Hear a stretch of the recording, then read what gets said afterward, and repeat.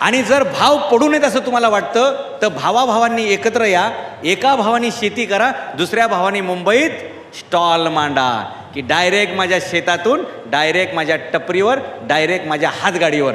बघा तुमचा भाव पडतोय का? पडणारच नाही.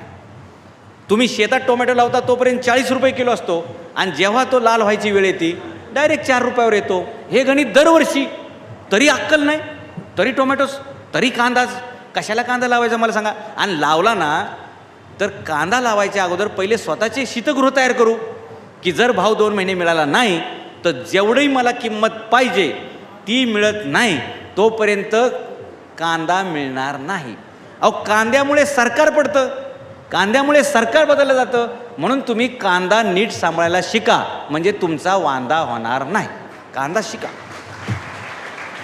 वस्तू तीच आहे. आज विकाय गेले 2 रुपये किलो, पण 2 दिवस दम धरा 4 रुपये किलो, 10 दिवस दम धरा 10 रुपये किलो, 2 महिने दम काढा 40 रुपयांनी कांदा जातो. पण आम्हाला घाई असते मार्केटपर्यंत न्यायचं, पण तिथं विकायचं कोणाला?